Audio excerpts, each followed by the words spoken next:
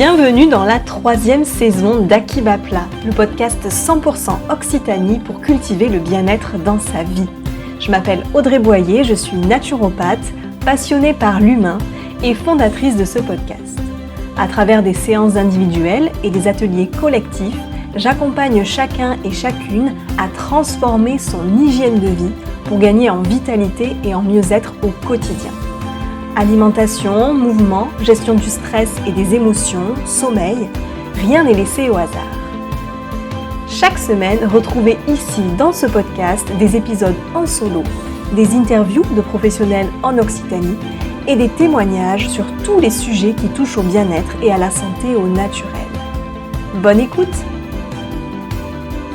Pour débuter la saison 3 du podcast et démarrer du bon pied en cette rentrée de septembre 2024, j'ai eu envie de vous faire une rediffusion d'une vidéo que j'ai publiée il y a quelques mois sur ma chaîne YouTube. J'avais abordé le sujet de l'eau, celle que l'on boit tous les jours et qui nous permet de rester bien hydraté. Eau en bouteille, eau du robinet ou eau filtrée, vous allez découvrir quelle eau est à privilégier pour garder une bonne vitalité. Aujourd'hui, on va parler de l'eau. Et pas n'importe quelle eau, l'eau que l'on boit au quotidien, notre eau de boisson. Je reçois beaucoup de questions de personnes qui me demandent finalement quelle eau privilégier. En ce moment dans l'actualité, on parle beaucoup de la qualité de l'eau, alors il y a des articles de presse qui sortent sur la qualité de l'eau du robinet, il y a également des scandales autour de l'eau en bouteille, donc on est un petit peu perdu, on ne sait plus vraiment qu'est-ce qu'on doit choisir, qu'est-ce qu'on doit privilégier. Est-ce que c'est plutôt l'eau en bouteille? Est-ce que c'est plutôt l'eau du robinet? Est-ce que c'est une eau filtrée? Donc on va essayer de voir tout ça ensemble aujourd'hui. Mais avant de voir les différentes possibilités qui s'offrent à nous, je vais tout d'abord vous expliquer pourquoi en naturopathie, l'eau est considérée comme un des piliers pour rester en bonne vitalité, en bonne santé. En naturopathie, les 3 piliers d'une hygiène de vie saine sont l'alimentation, le mouvement, ou aussi appelé l'activité physique, et la gestion du stress et des émotions, aussi appelée psychorelax. Quand je vous dis alimentation, évidemment, on pense aux aliments que l'on met dans son assiette, donc de préférence des aliments bruts, bio, locaux, de qualité, mais on pense rarement à la qualité de notre eau de boisson, et c'est ce qu'on va voir aujourd'hui. Pourquoi l'eau est importante pour rester en bonne santé? Parce que tout simplement, notre corps est composé de 60 à 70% d'eau, ou aussi appelé liquide, donc c'est le sang et la lymphe. Et la première fonction de l'eau que l'on prend, c'est tout d'abord pour s'hydrater, c'est-à-dire emmener les nutriments que l'on va consommer jusqu'aux cellules et puis permettre aux cellules de se débarrasser des déchets, de les amener vers les portes de sortie qu'on appelle en naturopathie les émonctoires. Et l'organe le plus riche en eau, c'est le cerveau. C'est pour ça que lorsque l'on se déshydrate, petit à petit, on perd des facultés cérébrales. Et il faut savoir aussi qu'il n'y a que l'eau qui hydrate. Des fois, on se dit que l'on boit assez d'eau parce que l'on consomme des tisanes ou du café.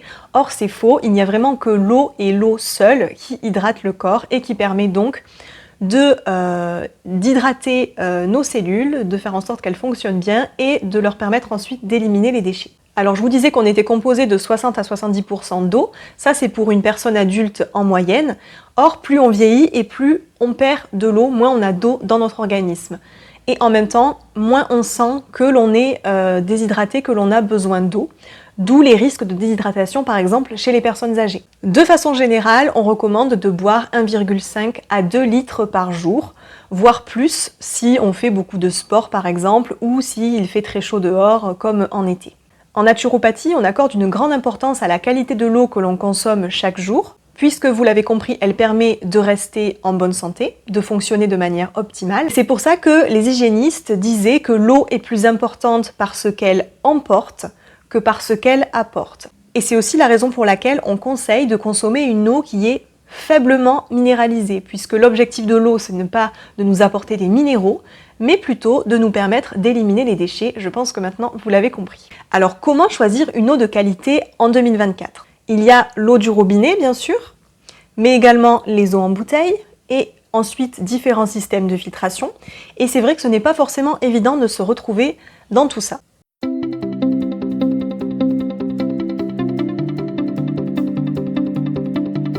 Donc on va décortiquer tout ça ensemble et on va commencer par l'eau du robinet. On va examiner un petit peu qu'est-ce qu'on trouve dans l'eau du robinet. Alors déjà, il faut savoir que l'eau du robinet en France est très contrôlée. Il existe 63 critères de potabilité qui sont répartis en 5 grandes familles. La première famille, ça va être les paramètres physico-chimiques de l'eau, c'est-à-dire son pH, la conductivité de l'eau, la dureté de l'eau, etc. Le deuxième paramètre qui est testé dans l'eau du robinet en France, ce sont les caractéristiques organoleptiques de l'eau, c'est-à-dire son goût, ses odeurs. Ensuite, les paramètres microbiologiques de l'eau vont être testés pour voir s'il n'y a pas des bactéries à l'intérieur. Et puis des paramètres liés aux substances indésirables, comme par exemple la présence de pesticides ou de substances toxiques comme l'arsenic ou le plomb.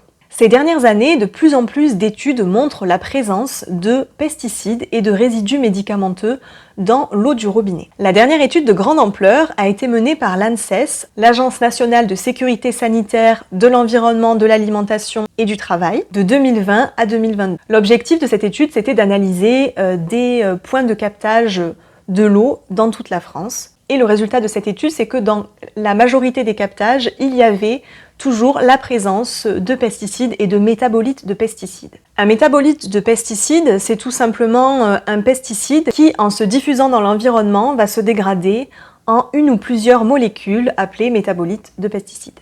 Alors vous avez peut-être entendu parler de ce métabolite de pesticide qui est le chlorothalonil R47 1811 et qui est issu de la dégradation dans l'environnement du fongicide interdit depuis 2020, le chlorothalonil. Donc ça montre tout simplement que même s'il y a eu une interdiction d'un pesticide, il peut se retrouver des années après encore dans l'eau que l'on va consommer en buvant de l'eau du robinet. Alors toujours dans les études au niveau de l'eau du robinet, d'après le journal Le Monde, 1,5 million de Français ont reçu une eau qui était ponctuellement ou régulièrement non conforme en 2021. Mais cette estimation, elle devrait être revue à la hausse dans les prochaines années, puisque en fait, d'année en année, on teste aussi de plus en plus de choses, notamment les fameux PFAS ou PFAS, qui sont des polluants éternels, utilisés dans des domaines industriels et dans des produits de la vie courante. Le problème avec ces polluants dits éternels, c'est que, comme leur nom le laisse penser,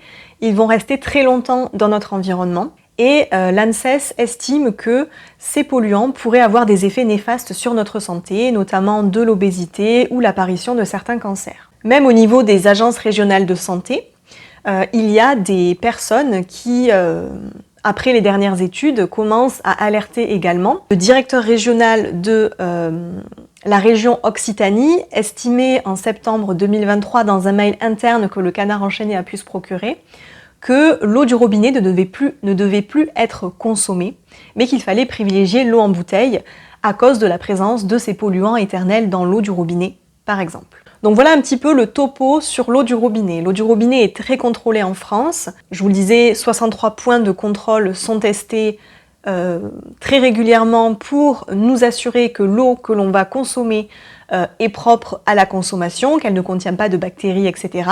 Le problème, c'est que l'on retrouve aujourd'hui de plus en plus de résidus de pesticides, de polluants éternels, etc. qui peuvent avoir des effets néfastes sur notre santé. Et donc là, on peut se demander finalement, est-ce qu'il ne faudrait pas privilégier l'eau en bouteille, comme le conseille le directeur régional de l'ARS Occitanie, par ailleurs. Donc on va faire maintenant un petit topo sur l'eau en bouteille. Est-ce que c'est mieux de consommer de l'eau en bouteille ou pas par rapport à l'eau du robinet? Alors déjà, quand on parle d'eau en bouteille, il y a différentes catégories. Il y a des eaux en bouteille qui sont minérales et d'autres eaux en bouteille qui vont être de source. Si on peut se dire que c'est une bonne idée de consommer de l'eau en bouteille, j'en ai moi-même consommé pendant plusieurs années et je vous expliquerai maintenant vers quoi je me suis tournée pour consommer mon eau au quotidien. Il faut savoir qu'il y a quand même différents problèmes lorsque l'on consomme de l'eau en bouteille. Premièrement, ce n'est pas forcément l'option la plus écologique, puisque on sait que pour fabriquer une bouteille en plastique, ça va nécessiter énormément de consommation d'eau et d'énergie, que le plastique pollue énormément la vie marine et les océans, et que voilà, il y a aussi des émissions de gaz à effet de serre pour le transport des bouteilles jusqu'au magasin. Ensuite, l'eau en bouteille est beaucoup plus chère que l'eau du robinet. On estime en moyenne que l'eau en bouteille est 50 à 100 fois plus chère que l'eau du robinet. Et puis récemment, on a mis en lumière qu'il y avait la présence de microplastiques dans l'eau en bouteille. Une étude américaine de janvier 2024 a compté près de 240 000 fragments de microplastiques dans 1 litre d'eau en bouteille de certaines marques. 90% de ces fragments de plastique sont en fait des nanoplastiques et ce sont les plus dangereux puisque, étant donné qu'ils sont très petits, ils vont pouvoir passer par exemple dans les voies sanguines. Le dernier problème avec les eaux en bouteille, c'est un scandale qui est sorti dans la presse fin janvier 2024, dont vous avez peut-être entendu parler. Il s'agit de la découverte que certaines eaux subissaient en fait des traitements pour pouvoir être mis en bouteille et être considérées comme potables. Je vous disais tout à l'heure que les eaux minérales et les eaux de source, normalement, ne doivent subir aucun traitement puisqu'elles sont puisées au niveau souterrain et qu'elles sont donc normalement microbiologiquement saines. Or, il y a certaines entreprises qui ont puisé des eaux qui n'étaient pas saines et qui leur ont fait subir des traitements pour qu'elles puissent devenir potables. Alors comment boire une eau de qualité? Faut-il choisir entre la peste et le choléra, entre l'eau du robinet et l'eau en bouteille? Eh bien, il existe des solutions pour améliorer l'eau que l'on boit. Et là, je vais vous parler de l'amélioration de l'eau du robinet. Il s'agit en fait d'utiliser des systèmes de filtration. Il existe énormément de systèmes de filtration différents, donc on va faire un petit peu le point sur les différents systèmes qui existent, et ensuite je vais vous présenter le système que moi j'ai choisi depuis quelques mois. Le premier système que tout le monde connaît, qui est sans doute le plus connu, c'est la carafe filtrante de type Brita. Ce système de filtration va réduire le tartre, certains pesticides, certains résidus médicamenteux et les substances qui peuvent impacter le goût et l'odeur de l'eau du robinet. Alors attention avec ce type de filtration, comme le rappelle une étude de l'ANSES réalisée en 2017, l'utilisation de ces carafes peut conduire au relargage de certains contaminants qui auraient pu être stockés par le filtre si le filtre n'est pas changé assez souvent. Et d'ailleurs, sur le site internet Brita, il est rappelé que la cartouche doit être changée toutes les 4 semaines. Autre système de filtration que vous connaissez peut-être, ce sont les morceaux de charbon de bois de type Binchotan, donc ça vient du Japon. Ça permet d'éliminer les résidus chimiques et les métaux lourds de l'eau. L'inconvénient de cette méthode, c'est que il y a besoin de plonger le bâton dans l'eau pendant au moins 8 heures pour que cela soit efficace. Il existe ensuite des systèmes de filtration un peu plus coûteux et qui vont nécessiter aussi une installation un peu plus compliquée que juste une carafe ou un charbon de bois. Alors il y a des filtres que l'on peut fixer sous son robinet ou sur le robinet. Il y a des osmoseurs par exemple aussi.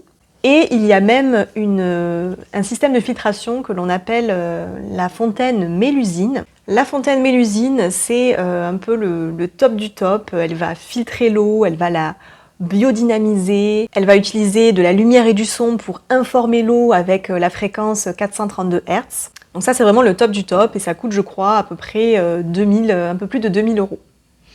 Alors je ne vais pas rentrer dans les détails de tous ces systèmes de filtration parce qu'il en existe énormément. Celui que je voulais vous présenter aujourd'hui, c'est le système que j'utilise depuis quelques mois. Comme je vous le disais tout à l'heure, après avoir consommé de l'eau en bouteille pendant des années, parce que tout simplement je n'aimais pas du tout le goût de l'eau du robinet, qui était beaucoup trop chlorée à mon sens. Donc voilà, j'ai acheté de l'eau peu minéralisée, car on l'a vu tout à l'heure, c'est de l'eau peu minéralisée qu'il est préférable de consommer pour sa santé, pour pouvoir bien éliminer les déchets. Donc là, pensez bien à lire les étiquettes, à regarder le taux de résidus secs sur l'étiquette. Plus le taux est bas, plus l'eau est considérée comme avec peu de minéraux. Donc par exemple, une eau qui est entre 25 et 65 résidus secs va être peu minéralisée. Ça, vous pouvez le retrouver sur les bouteilles. Donc parenthèse refermée sur l'eau en bouteille. Voilà, j'ai consommé de l'eau en bouteille pendant des années et puis en faisant mes études de naturopathie, je me suis intéressée à d'autres systèmes de filtration et pour moi, à l'heure actuelle, le système que j'ai choisi, c'est le système qui me paraissait le plus économique et le plus adapté à ma situation de vie.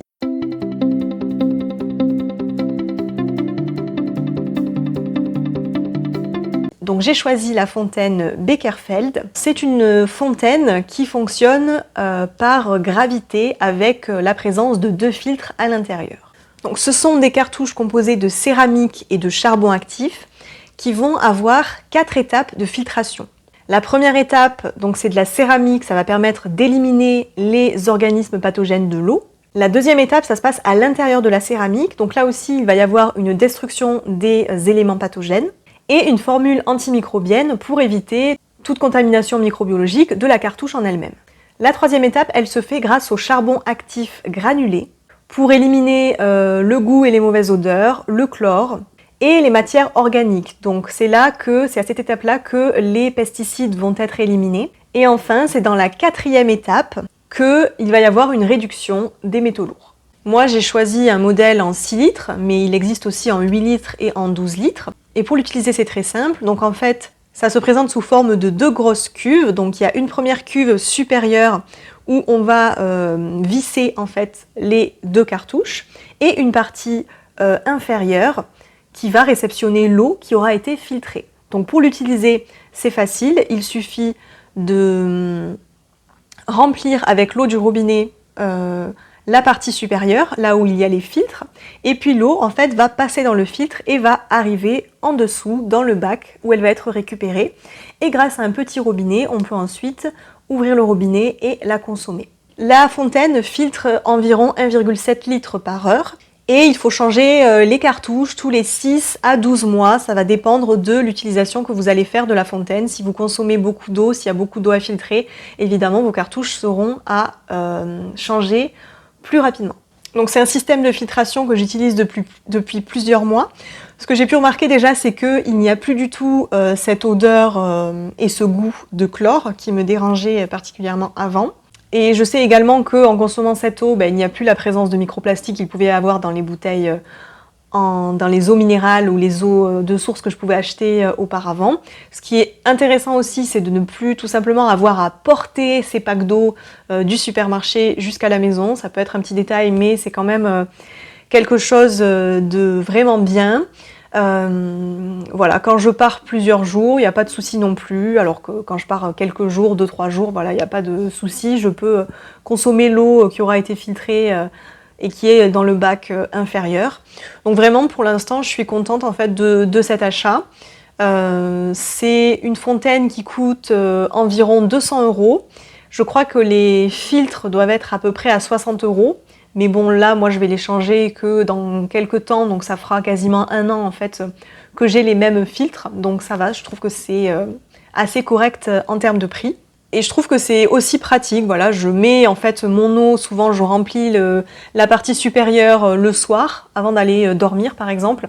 Comme ça, le matin, je sais que j'ai mon eau pour toute la journée, voire plus, puisque c'est aussi une eau qu'on peut utiliser pour la cuisson, pour le lavage par exemple des légumes. C'est de l'eau qu'on peut utiliser aussi dans les boissons type tisane et thé par exemple. On n'est pas obligé de prendre de l'eau du robinet vu qu'on a de l'eau qui est filtrée. Donc c'est une eau qu'on peut utiliser de différentes façons. On n'est pas obligé d'utiliser cette eau que pour l'eau de boisson de façon classique. Donc voilà, on arrive à la fin de cette vidéo. J'espère que vous aurez eu des réponses à vos questions. En tout cas, c'était pour vous présenter un petit peu là où on en est aujourd'hui avec l'eau que l'on consomme.